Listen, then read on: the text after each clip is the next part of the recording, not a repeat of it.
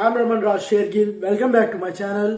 Hello friends, welcome back to my channel. I am Raman Raj Shergill. आज हम उन ग्रेट साइंटिस्ट के फुटप्रिंट्स के बारे में जानेंगे जिनके आसपास ऐसी इंफॉर्मेशन कैप थी जो आज भी हमें गूगल पे नहीं मिलती, जो उन्होंने खुद डिस्कवर करी थी, वो भी उस जमाने में। और लियोनार्डो दा विंसी ये वर्ल्ड के फाइनेस्ट साइंटिस्ट और तो और जीनियस भी अभी तक की डेट में। दा विंसी ग्रेट साइंटिस्ट के साथ साथ geologist, painter, artist, engineer, polymath, chemistry and physics और इन सब फील्ड में वो विंसी परफेक्शनिस्ट थे, ना कि बस उन्हें बेसिक नॉलेज थी। और अगर उनकी पेंटिंग की बात करी जाए तो मोनालिसा की पेंटिंग का आज तक प्राइस डिसाइड ही नहीं हो पाया है, बिकॉज आपकी नजर में वो आर्ट है बट उसमें साइंस छुपी है जिसमें रोज रोज न्यू डिस्कवरी होती है। और तो और यूनिवर्स के बहुत से सीक्रेट दिखते हैं जो लियोनार्डो दा विंसी ने डिस्कवर करे हैं, जिसमें हम आगे जानेंगे। सो चलिए जानते हैं वर्ल्ड के फाइनेस्ट जीनियस के 7 साइंस को, जो ऑथर कहते हैं कि ये 7 साइंस आपको जीनियस बना सकते हैं। और ये 7 साइंस ऑथर को उनके जनरल से मिले थे, उसके बाद फिर ये बुक लिखी गई थी और आगे चल के यही जनरल बिल गेट्स ने $1 बिलियन में बाय करे थे, वो भी आगे जानेंगे। सो फर्स्ट साइन इज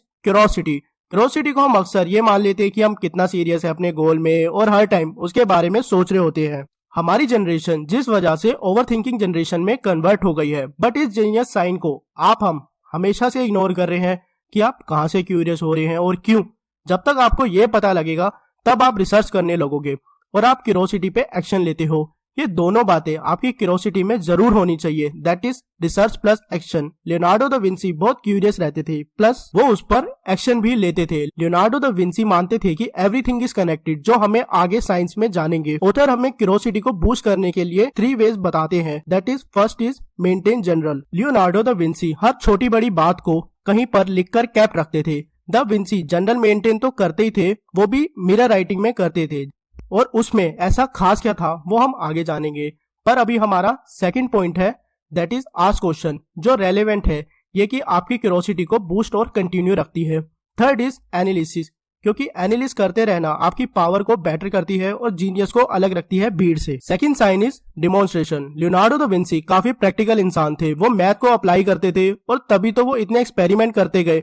पर आपको जो समझना है, that is the Vinci school नहीं गए थे कभी भी, बट हम लोग स्कूल जाकर भी इन्वेंशन से कोसों दूर है, क्योंकि हम मैथ प्रॉब्लम को एप्लीकेशन बेस्ड में बहुत कम ही अप्लाई करते हैं। बट मैथ प्रॉब्लम को अगर आप सोल्व करते हैं तो आपने देखा होगा कि कोई भी क्वेश्चन में बड़ा चेंज सिर्फ और सिर्फ छोटी मिस्टेक से आता है। जैसे x² को 2s लिखने से कहीं पर इक्वेशन हैंड्स प्रूफ होगी या नहीं भी होती, और वैसे ही लाइफ में क्या प्लस करना है क्या माइनस, इससे लाइफ में बहुत बड़े चेंजेस आ जाते हैं, क्योंकि लाइफ के बड़े फॉर्मूला तो सबको पता ही है, बट छोटी मिस्टेक ना करना ही इंसान को कुछ से कुछ बनाता है। और माय व्यूअर्स, आप ये बहुत अच्छे से जानते हैं, बट मेरा काम सिर्फ याद दिलाना है, टोन मारना नहीं। So be remember second sign demonstrate में main thing guys, da Vinci demonstrate थे he always use practical approach. तभी उनका देखने का ढंग हमेशा हर चीज को अलग डायरेक्शन, हर पॉसिबिलिटी और मैक्सिमम एंगल से देखते थे, जिस वजह से उनकी पेंटिंग में साइंस होती थी। और पेंटिंग मोनालिसा की बात करेंगे तो पूरी वीडियो सेपरेट चाहिए, क्योंकि साइंस की इसी टर्मिनोलॉजी पे ही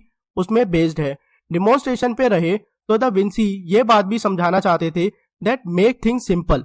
अगर आप अपने आइडिया को, किसी प्रॉब्लम को या किसी फैक्ट को या किसी फिगर को एक बच्चे को नहीं समझा पा रहे हैं तो अभी आप डेप्थ में नहीं हो, आपकी वो क्यूरोसिटी सिर्फ दिखावा है। जैसे पहले फर्स्ट साइन में कहा था कि आपको क्यूरोसिटी पे एक्शन जरूर लेना है, देन हम कह सकते हैं कि हम एक्चुअल में क्यूरियस हैं। इसलिए बुक को पढ़ना इज नॉट इनफ। मैं हमेशा समरी को ऐसे एक्सप्लेन करने की कोशिश कर रहा हूँ कि कोई व्यूअर एक्शन जरूर ले, वरना उसकी आदत छूट जाएगी बुक पढ़ने की। इसलिए द विंसी बहुत ही एक्सपेरिमेंट करते थे। यहीं पर एक फेमस कोट आता है अल्बर्ट आइंस्टाइन का, that is not that I am so smart, is that just I stay with problems longer. So चलिए बढ़ते हैं थर्ड साइन की तरफ, that is sense. Leonardo da Vinci उड़ते पक्षी के पेंटिंग बनाते थे, और वो भी इतने अच्छे से अपने सेंसेस की हेल्प से, जिसमें 1 सेंटीमीटर भी कम ज्यादा नहीं होता था। और वो अपने सेंसेस को इतने अच्छे से यूज करते थे, इस वजह से वो बहुत अच्छे से अपने आसपास की चीजों को देखते थे। विंसी उसे मैक्सिमम तरीके से देखते थे और अपनी पेंटिंग में फिबोनाची सीरीज डाली, जैसे सीरीज को पेंटिंग के थ्रू रिप्रेजेंट करना चाहते हो वो, जिससे ये समझ आता है कि लियोनार्डो दा विंसी सब चीजों को रिलेट करके चलते थे। ऑथर ने ये भी मेंशन करा है कि इन सेंसेस को प्रॉपर यूटिलाइज करने से आपकी मेमोरी बहुत शार्प रहती है, और जिस काम में आपके सारे सेंसेस इन्वॉल्व होते हैं आप उसे कभी नहीं भूलते हैं। जैसे तभी मैं कहता हूँ कि बुक को रीड करें, सिर्फ सुन लेना ही इनफ नहीं है। और जब हम सेल्फ स्टडी करते हैं तब हमारी नोज स्मेल कर रही होती है और आईज देख रही होती है, और रीड करके माउथ इन्वॉल्व होता है और जब हम उसे अपनी आवाज को सुनते हैं तब हमारे ईयर इन्वॉल्व होते हैं। ऐसी रिपीटिशन से ही 100% मार्क्स तक स्कोर हो जाते हैं। और विंसी बताते हैं आपके सारे सेंसेस एटमॉस्फेयर को महसूस करके आपके सेंसेस को बहुत ज्यादा ऑब्जर्व करवाने लगते हैं, जिस वजह से न्यू ऑब्जर्वेशन और न्यू थिंग्स और न्यू आइडियाज आपके सामने आते हैं। क्योंकि सब बोलते हैं ऑब्जर्वेशन बढ़ाओ मेडिटेशन करके, बट ये एक प्रैक्टिकल अप्रोच भी है। सो जब हम सेंसेस को अच्छे से यूज करने लगेंगे तब हम उसे एक जीनियस तरीके में डेवलप करेंगे अपनी पर्सनैलिटी को। सो फ्रेंड्स, अब थर्ड साइन को जानकर बढ़ते हैं फोर्थ साइन की तरफ, that is comfort with paradox and related with fact. इस साइन का मतलब है कि खुद की चीजें जब आपको सही नहीं लग रही है तो उस सिचुएशन को दो या दो से ज्यादा पॉसिबिलिटीज में देखना स्टार्ट कर दे और उन्हीं बातों को फिर फैक्ट से रिलेट करें, जिससे आप बड़ी बड़ी प्रॉब्लम के सॉल्यूशन फाइंड करेंगे। आज जहां हमें सारी इन्फॉर्मेशन फिंगर टिप्स पे मिलती है, पर पहले के जमाने में एक साइंटिस्ट कुछ इन्वेंट करते थे बट वो दूसरे साइंटिस्ट उन्हें सच नहीं मानते थे, क्योंकि वो जान गए थे जीनियस विंसी के इस रूल को। वो उसके फैक्ट्स देखते थे और बाद में उसे खुद रिक्रिएट करके और मोस्टली टाइम वो इन्वेंशन करते थे। फिर उनके नाम पे ही वो इन्वेंशन हमें दर्ज देखने को मिला। फॉर एग्जाम्पल, इंडिया ने कभी पहले बता दिया था कि सन एंड मून के बीच में क्या डिस्टेंस है और धरती और मून में क्या डिस्टेंस है। ऐसी काफी रिसर्च करी बट दूसरी कंट्री ने उसे खुद प्रूफ करके बाद में वो चीजें अपने नाम पे पेटेंट कराई। और आपको ये सुन के हैरान हो गए आप कि हल्दी भी हमारी रिसर्च है जिसे हमने मेडिसिन बताया था, बट उसके बाद इंडिया को समझ आया ये चीज और फिर उसने इस चीज को पेटेंट कराया। मतलब अगर एक यूट्यूबर बेटर है तो जरूरी नहीं कि वही एंड तक रहेगा, और ऐसे ही सिंगर आते हैं और ऐसे लगा रहता है। इसलिए बेस्ट कोई नहीं है पर फिर एक और सिंगर फिर से आ जाता है। तो आपको हमेशा फैक्ट्स पे बिलीव रखना है अपने and trust on your own journey. यही आपको फोर्थ साइन से सीखना है। सो फ्रेंड्स, चलिए बढ़ते हैं फिफ्थ साइन की तरफ, that is art and science. हमारा ब्रेन काफी पार्ट में डिवाइडेड है। Left brain artistic brain side है जो आर्ट पे फोकस करता है, और जो हमारे ब्रेन की राइट साइड होती है वो साइंस पे फोकस करती है। बट विंसी दोनों साइड के ब्रेन को यूज करते थे, और कमाल की बात यही है कि पेंटिंग करते करते उसमें साइंस तो इन्वॉल्व करते थे और फिगर्स भी ले आते थे। फ्लाइंग मशीन की पेंटिंग करते टाइम उन्होंने काफी साइंस के फैक्ट डाले थे, जिस वजह से इंजीनियर्स और साइंटिस्ट को एरोप्लेन बनाने में काफी हेल्प मिली थी। और मोनालिसा पेंटिंग में भी कभी मैथमेटिक्स के क्वेश्चन दिखाई देती है, और आज भी उसमें काफी फैक्ट्स एंड फिगर देखने को मिल रहे हैं। मतलब उन्होंने 15th सेंचुरी के उस टाइम पर इतना सब रिकवर कर दिया था कि आज भी साइंस के काफी कुछ फैक्ट्स उनकी पेंटिंग में देखने को मिलते हैं। तभी तो मोनालिसा पेंटिंग का प्राइस आज तक डिसाइड ही नहीं हुआ है, क्योंकि हर टाइम वो न्यू रिकॉर्ड बनाती है जब जब रिसर्चर कुछ नया उसमें पाते हैं। सीखने वाली बात तो ये है फिफ्थ साइन में कि हमारा ब्रेन भी इंटरकनेक्टेड है, बट कोई नहीं, इसका सॉल्यूशन आपको साइन नंबर 6 एंड 7 में मिल जाएगा। So our six sign is body and brain. जब बात हो रही है great scientist Leonardo da Vinci की, तो फिर उनकी फिजिक्स की बात क्यों नहीं हो। जरूरी है, विंसी अपने ब्रेन एंड बॉडी को बहुत अच्छे से कनेक्ट करते थे। वो दोनों हाथों से लिख लेते थे, बट कमाल की बात उसमें यह है कि वो एक हाथ से पेंट करते थे और दूसरे हाथ से मैथ की प्रॉब्लम सोल्व करते थे। तभी तो वो आज भी उनके लिखे जर्नल्स पर रिसर्च चल रहे हैं। द विंसी अपने जनरल मिरर राइटिंग में लिखते थे, मतलब मिरर के सामने लाके ही उनके जर्नल हम पढ़ सकते थे, क्योंकि उन्हें पसंद था चीजों को हाइड वे में लिखना। और तभी काफी चीजें उनके शू के नीचे और चेयर के पीछे और टेबल पर लिखी पाई। और उनका बिलीव था कि सारी चीजें आपस में कनेक्टेड तो है ही, और हमारा ब्रेन और बॉडी भी।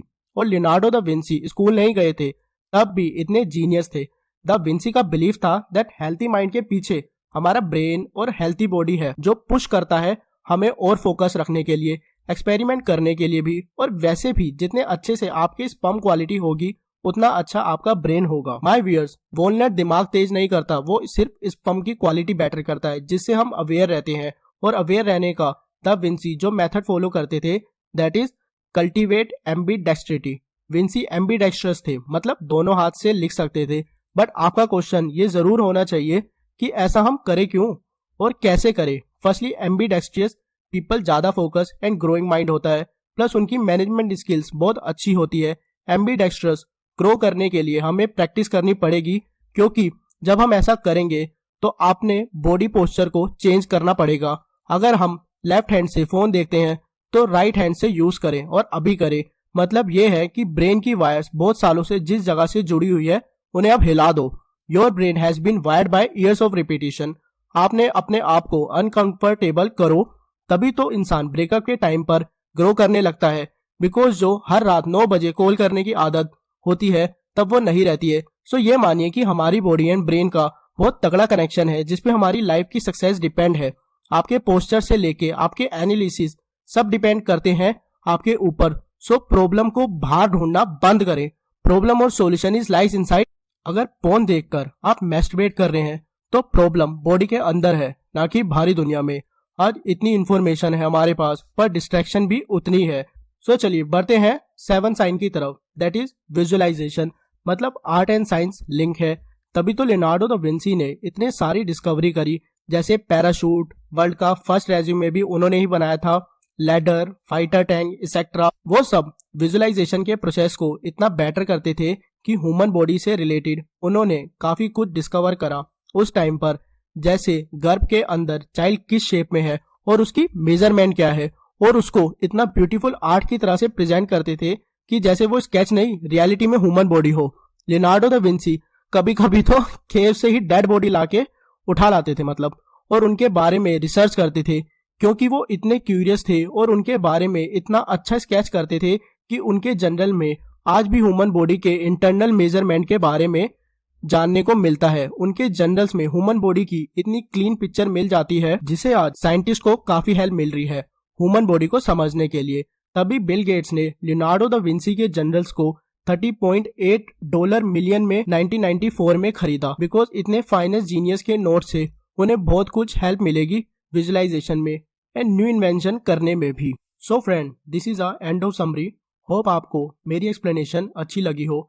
अगर आपको कोई और भी डाउट है तो आप वीडियो में कमेंट जरूर कर सकते हैं, और लोगों के साथ ये वीडियो जरूर शेयर करें, सो दैट उन्हें भी जीनियस के साइन डेवलप करें और आप एक अच्छा एटमॉस्फेयर अपने आसपास का बनाएं। So thank you once again, have a nice day.